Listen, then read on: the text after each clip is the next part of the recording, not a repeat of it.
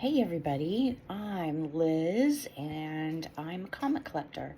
And my friends at Codex Station do a Saturday night show you should check out at codexstation.com. Where they every Saturday night they go over their weekly comic polls, and I decided that that sounds like a really fun idea. So I'm going to try to do these weekly every Sunday night and talk about my comic polls of the week. I'm going to be doing the last 2 weeks, the comics that came out on November 26th and the comics that came out just this past Wednesday on December 3rd. So here we're going to start with DC Comics and what I got on November 26th. Absolute Batman. This is such an amazing run. Scott Snyder is hitting it out of the park. Nick DeGatto's artwork is just amazing.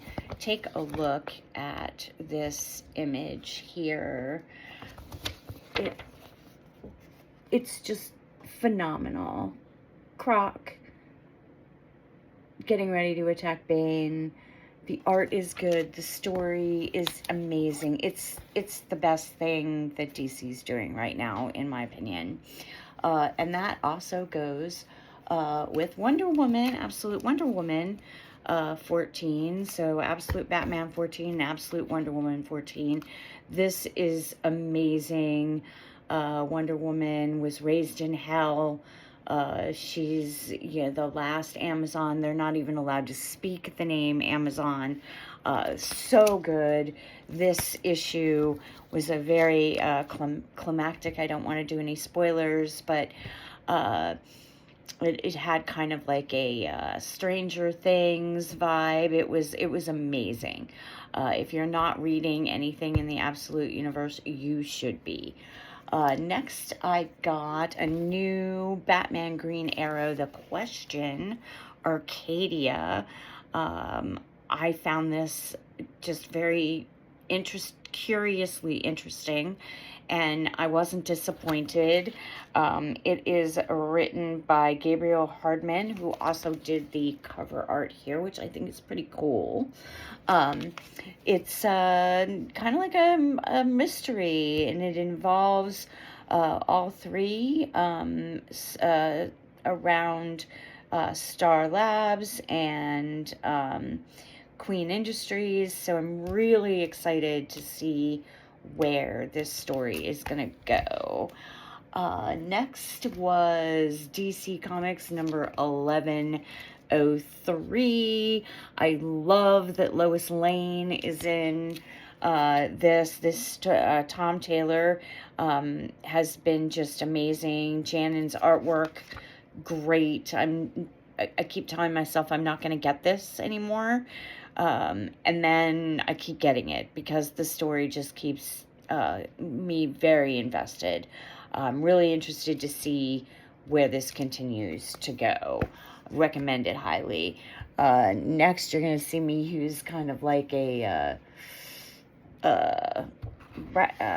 rag because I don't want to get my fingerprints all over the DC KO, the poly plastic cover. It's really I'm gonna say that I'm feeling okay about the DCKO. I hate these big crossover events. They do them just so we'll buy lots of comics. I'm on a limited budget as it is, so I'm only getting the main ones, and they're semi-predictable. Still, seeing who's going to come out on top is keeping me reading these. I'm not reading any of the tie-ins, however, unless they happen to fall on my own in one of the comics that I'm getting on the regular. And this is a Ben Oliver variant. I just loved Wonder Woman with the mask and the arm sleeve. So yeah, I did get the variant along with the main A cover. Next, I'm actually haven't been reading this lately. I didn't like where Elliot Kalin was taking it once Teenie Howard left the series, but I had to have this amazing cover by, let me check here. Oh, Raza. Look at that cover. It is just so great. And the story was actually kind of interesting.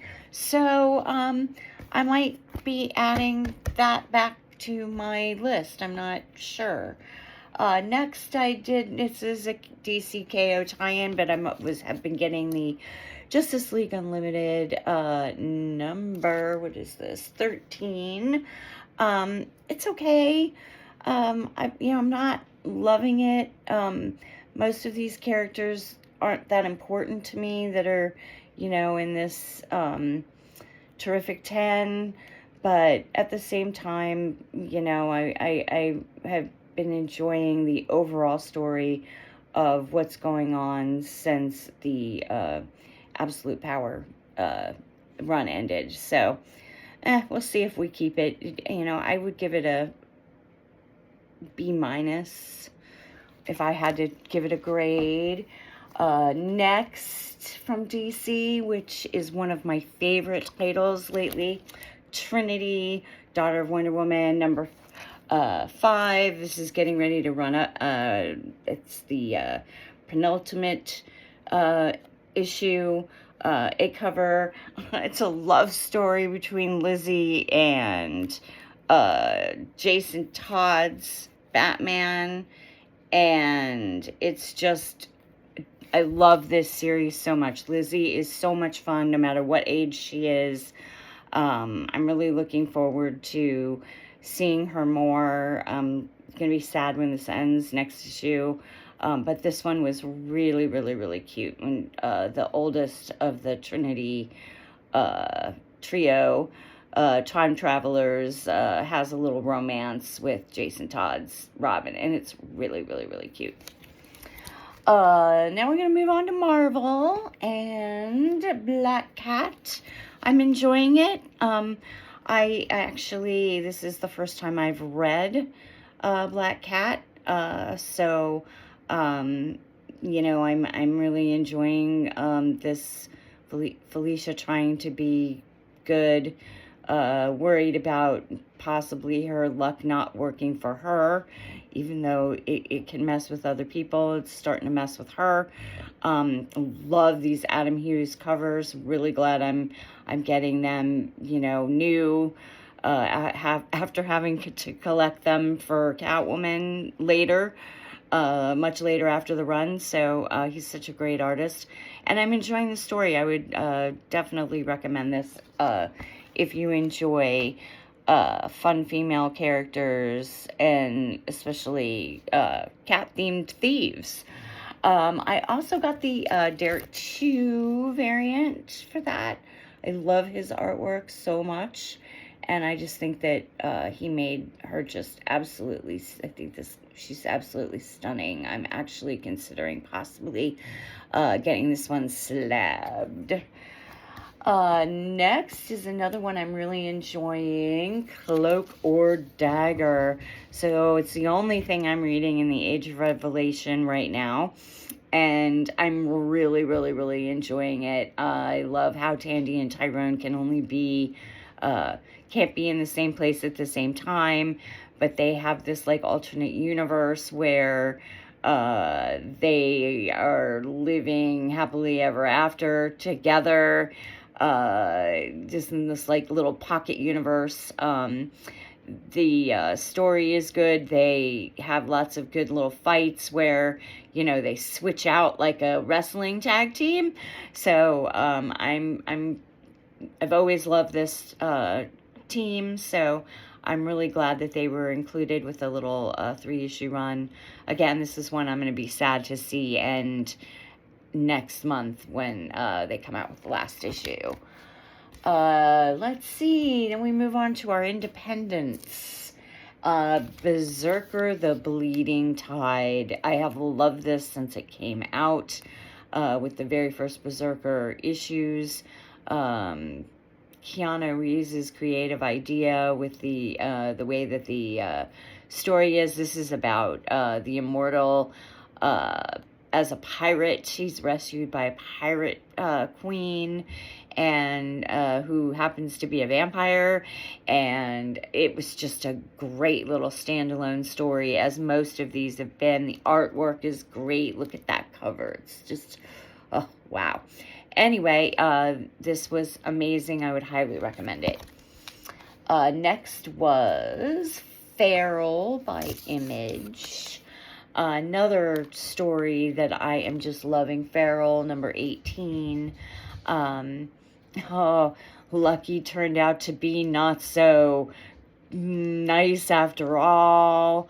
Don't know what's going on with Gaia or the kittens. You know, are they gonna make it through? How there's, you know, oh my gosh, this is just such a it's like your kids' cartoon animals as zombies meets the apocalypse. Tony Flicks has just knocked it out of the park with this series. It makes you love and be terrified of cats all at the same time. It's been so good. If you're not reading this, you should be.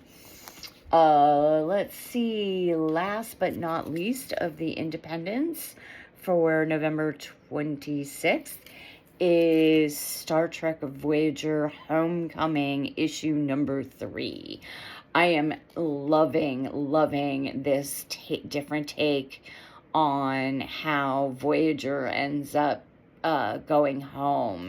Instead of using all those weird warp tunnels that the Borg had, they get pulled out by that weird alien 8472, and all sorts of chaos has ensued.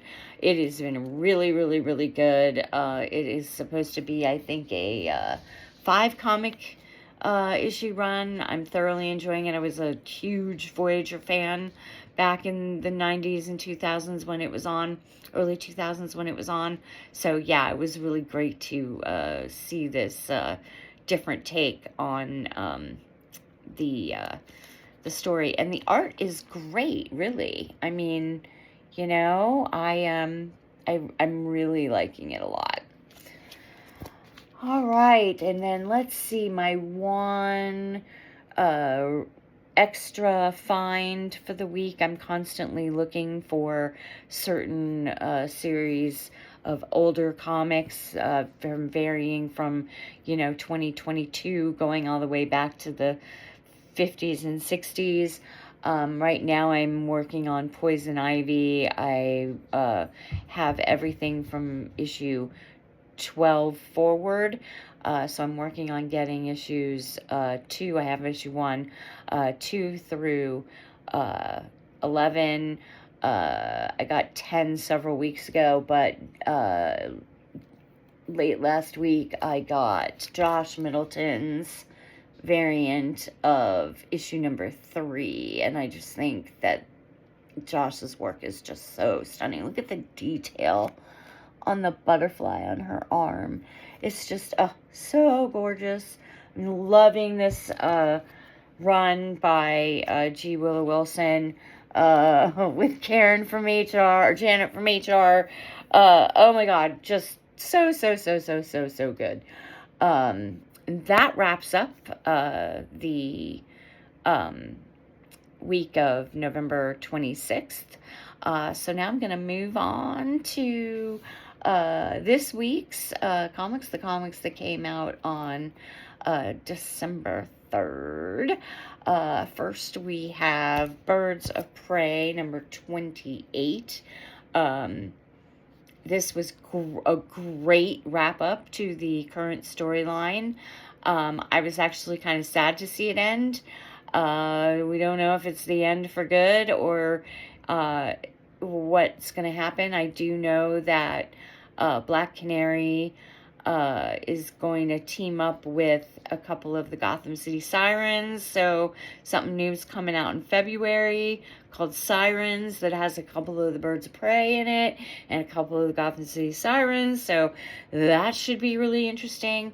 But Kelly Thompson has been just really entertaining with this story. So if this is the end of this run, I'm going to be sad to see it go. I hope she keeps going, but I'm looking forward to reading the things that the other things that she's doing, like Absolute Wonder Woman, and I believe she's also taking part in this Sirens run that's coming up in February.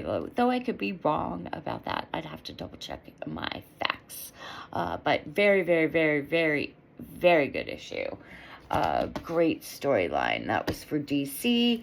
I had a kind of short run this week, actually. So I had 4 comics and a couple of variants. We had Poison Ivy number 39. Just love this story so much. Jessica Fong's art on the cover, on the A cover, is just never disappoints. I mean, look at that. It's just, oh, so good. And, the arts in the interior is just as good. It wrapped up the current arc. I hope this keeps going. This is one of my favorite, next to Catwoman. This is probably my second favorite title, right now by DC. I take that back. Maybe 4th, because I think I'd have to put Absolute Batman and Absolute Wonder Woman. No, I think it would be Absolute Batman, Catwoman, Poison Ivy, Absolute Wonder Woman. That would probably be my top 4. Now, I did get a couple of variants. I get the Ohm variant and the Nubovich variant every month because I love their art. Here's the Ohm variant for Poison Ivy. Isn't that just great? Look at the abs on her. I just love his art. And then this is the Nubovich. And I don't really like how he did her, but the detail on the plant is just absolutely stunning. So, and I've been collecting them since these two started doing the covers, the variants. I just love their art a lot. So, yeah.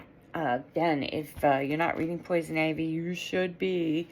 Now we go into the independents. I didn't have any Marvels this week on my pulls, but I did get Titan Comics, Dark Souls. I really loved this original series when it came out. I think it was 2023. I read right through it. This is a new chapter, new quest, really in the same world. First issue came out, was really strong. Great art. The art is by Manhouse, and it's written by George Mann, and look at the detail on that. So I'm very pleased with this first issue. Looking forward to reading the other 3. And then last but not least, Something is Killing the Children, number 45. And I kind of have to agree with Jamie from Codex Station on this one. Love this series. These last few issues, aside from the one shot that came out, I think 4 weeks ago, they've all been really flashbacks, mostly, of Erica's childhood, and I'm kind of tired of it. I want them to kind of move on and give us full Erica stories like we got in the A Monster Hunter Walks into a Bar one shot from a few weeks ago. I'm ready for that. I love this series, but I'm tired of the flashbacks of Erica and Jessica. I get it. She didn't have the greatest mentor in the world, but yet did kind of have a great mentor. but that mentor had a lot of issues, and so Erica has a lot of issues. Yeah, we get it already. So I'm really hoping that the new year brings lots of new stuff, especially with all the awards that the writer and the author have won for this comic, because it is great.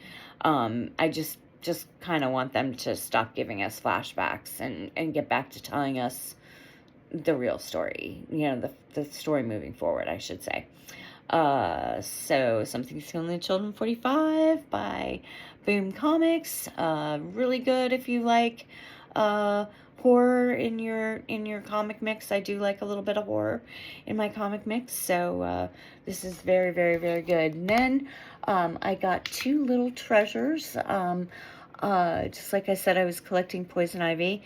I got a long list of things I'm collecting, but I'm also looking for the 1983 4-comic run and the 1985-86 12-comic run of Cloak and Dagger, when they got their standalone series, instead of just, they've appeared a lot in the Avengers and in various runaway comics throughout the years, but they've only ever had, a few standalone one shots, or these, and then these 2-issue series in the 80s. So I have issue number 1 that I've had for a really long time, of the 1985 run, and I found these 2 treasures in the old comics box at Comic Logic this past week, and was super excited to find them. I got Cloak and Dagger number 3 from 1985. So that means now of the 12, I have 1 and 3.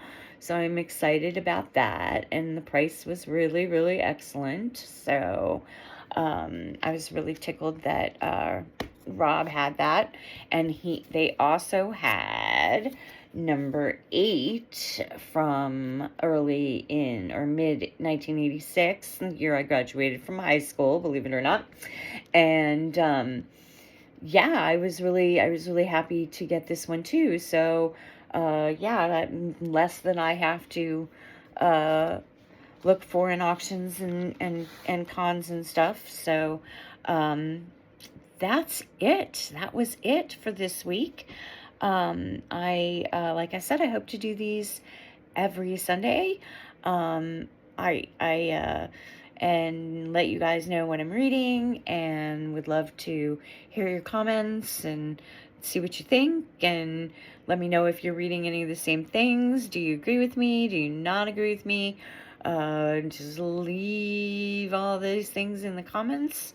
You can follow me on Facebook and at E. DeMarco, and I'm on YouTube at Lizzie D68.